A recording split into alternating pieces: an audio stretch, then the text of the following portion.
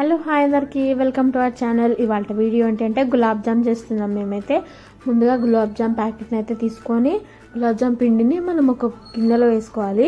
ఆ గిన్నెలో వేసుకొని మంచిగా వేడి చేసి చల్లార్చుకోవాలి.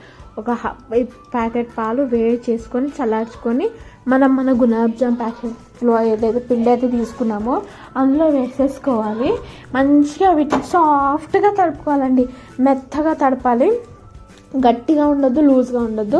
మంచిగా మెత్తగా చపాతీకి తడుపుకున్నట్టు ఇట్లా చేయి పెడితే లోపలికి పోవాలి. అంత మెత్తగా నీట్గా మంచిగా తడుపుకోవాలి. ఇలా తడుపుకుని కాసేపు నానబెట్టి ఆ తర్వాత మంచి చిన్న చిన్న ముద్దలు చేసుకోవాలి. చిన్న చిన్న ముద్దలు. ఇంకా మన గులాబ్ జామ్ పెద్ద సైజ్ గులాబ్ జామ్ కావాలంటే పెద్ద గులాబ్ జామ్, చిన్న సైజ్ అంటే చిన్న గులాబ్ జామ్ చేసుకొని మంచిగా రౌండ్గా బాల్స్ లాగా చేసుకోవాలి. ఇలా వీడియోలో చూపిస్తున్న విధంగా.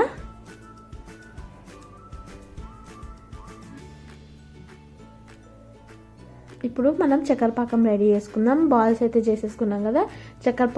చక్కెర పాకంకి 2 కప్స్ షుగర్, ఇంకా 4 ఇలాచీలు దంచి మంచిగా 2 కప్స్కి 4 కప్స్ వాటర్ వేసుకోవాలండి. వాటర్ వేసుకొని మంచిగా ఇట్లా మనకు జిగి రావాలి పాకం. మరీ మొత్తం స్టిక్కీగా ఉండకూడదు. లైట్గా కొంచెం అతుక్కునేటప్పుడు ఇంకా ఆఫ్ చేసేసుకోవాలి. చూడండి, 4 ఇలాచీలు మంచిగా దంచి వేసుకొని ఇప్పుడు ఇందులో వాటర్ వేసుకోవాలి. వాటర్ వేసుకొని స్టవ్ వెలిగించి మన పాకాన్ని కొద్దిసేపు మరగనివ్వాలి. మంచిగా స్టిక్కీనెస్ అనేది రావాలి. చూడండి, మన బాల్స్ అయితే రెడీ అయిపోయినాయి.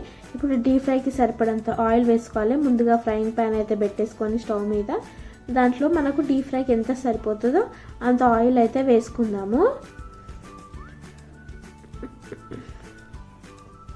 ఇదైతే మా చెల్లి వేసింది వాళ్ళ గులాబ్ జామ్ అయితే.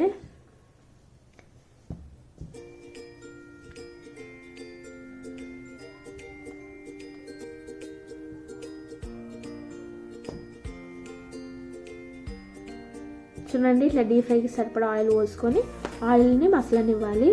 కాస్త వేడైన తర్వాత ఆయిల్లో మనం ఇప్పుడు బాల్స్ ఏవైతే చేసుకున్నామో ఆ బాల్స్ వదులుదాం. ఒక్కొక్కటి స్లోగా వదిలేసి బాల్స్ని సిమ్లో పెట్టుకొని ఫ్రై అవ్వనివ్వాలి. అదే మనం హైలో పెట్టినామనుకో లోపల అస్సలు ఉడకవు, బయటే కలర్ వస్తుంది కానీ లోపల మాత్రం పిండి అట్లనే ఉండిపోతుందండి. సో మంచిగా బాల్స్ని సిమ్లో పెట్టి ఫ్రై చేసుకోవాలి. ఇట్లా ఒక్కొక్కటి వేసుకొని సిమ్లో ఒక 2 బ్యాచెస్గా అయితే మేము వేసుకొని ఫ్రై చేసినాం. అన్ని ప్యాన్ నిండా వేసుకోకుండా ఇట్లా ప్లేస్ ఉండేటట్టు వేసుకొని సిమ్లో పెట్టుకొని మంచిగా కలర్ వచ్చేంత వరకు మెల్లిగా ఫ్రై చేసుకోవాలి. చూడండి, మన బాల్స్ ఎలా ఉబ్బుతున్నాయో ఆయిల్లో వేయంగానే. ఎందుకంటే పిండిని కాసేపు నానబెట్టాం కదా, అందుకు.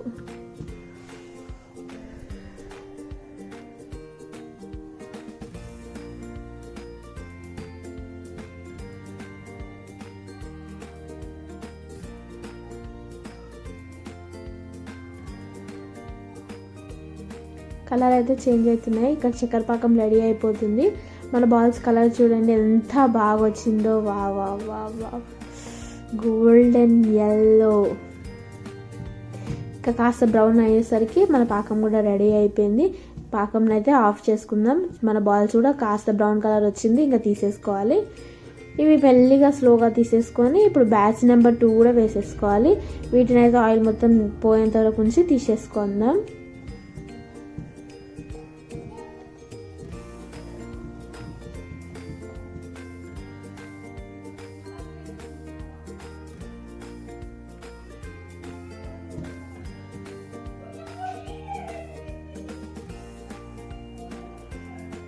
చూడండి, మనం అయితే పాకంలో వేసేసుకున్నాం. ఇప్పుడు మనం ఏవైతే తీసుకున్నామో పాకంలో వేసేసుకున్నాము. ఇప్పుడు ఇది సెకండ్ బ్యాచ్ ఫ్రై అవుతున్నాయి.